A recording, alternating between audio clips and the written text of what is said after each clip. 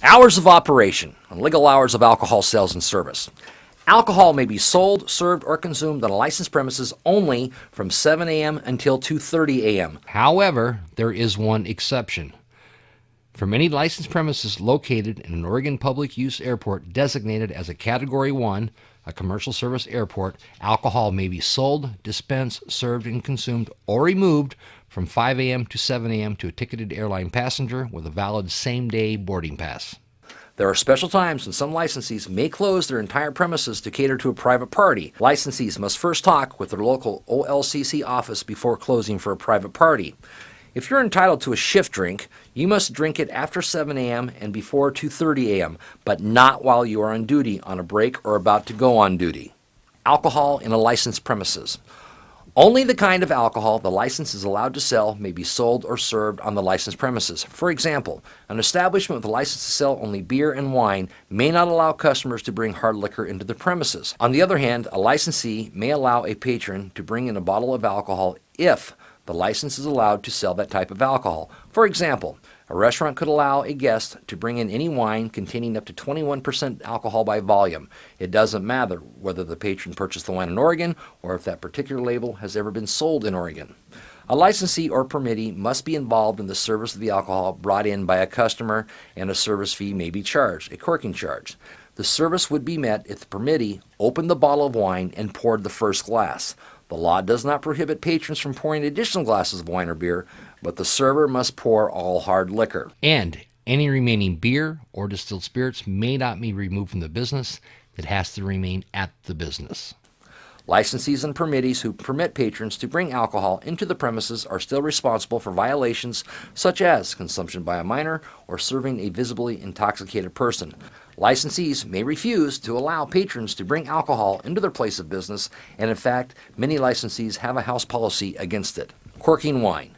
Businesses with a full on-premise sales and limited on-premise sales licenses may allow a customer to carry out a partially consumed bottle of wine, but never bottles of beer or hard liquor. The wine must be served in conjunction with a meal. These businesses may allow a customer to take home an unfinished bottle of wine as long as the patron is not a minor and is not exhibiting signs of visible intoxication. Although it is not a legal requirement, before the patron leaves, you could, as a professional duty, tell the customer it is illegal in Oregon to have an open container of alcohol in the occupant section of a vehicle. That would be the open container law. A partially consumed bottle of wine, even though if it's resealed, is still an open container of alcohol. Ask the guest to put the wine in the vehicle's trunk, or, if you have no trunk, to place the bottle the farthest part out of reach of the driver or any other passengers. Put the bottle in the bag and staple the bag closed. I would also staple a copy of the receipt to the bag, and I would also record this in my logbook. No drinking while working. Servers are held to the standard of not being under the influence of intoxicants rather than the standard of not being visibly intoxicated. There's a good reason servers are held to the standard. People can be under the influence of intoxicants long before they show visible signs. Judgment is the first ability to be impaired after drinking alcohol. Therefore, a server under the influence of intoxicants might not notice that a customer is visibly intoxicated or may not properly check identification, which could result in serving alcohol to a minor. An impaired server might make an error of judgment that could endanger the customer, the licensee, and others. Exercising good judgment is a critically important part of a server's job. The safest approach is to not drink any alcohol at all before going on duty. If a server does choose to drink shortly before they're going on duty, he or she must not go on duty while under the influence of intoxicants. The definition of on duty is this: from the time of the beginning of a work shift that involves the sale or service of alcoholic beverages, checking identification, or controlling the conduct on the premises to the end of the shift, including coffee and meal breaks. In essence, no drinking while working. This includes tasting, such as the straw shot. Now here's the way you handle an educational wine, beer, and spirits tasting. In order for you to have an alcohol beverage tasting conducted for staff, here are the rules for it. It has to be conducted during legal selling hours, between 7 and 2:30 a.m. Prohibited conduct.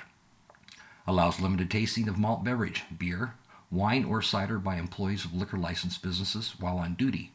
Tastings are only allowed when the employee needs to test the quality of product to ensure it is not flawed and deteriorated, or when it pertains to educational activities for staff or public. Maximum of 1 ounce serving.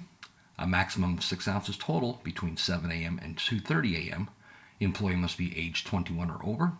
Applies only to malt beverages. Wine and cider does not allow consuming of tasting or distilled spirits while on duty. The Commission also clarified the rule around marijuana at a liquor license business. Marijuana use of any kind, consumption, or inhalation is prohibited on the premises of liquor license businesses.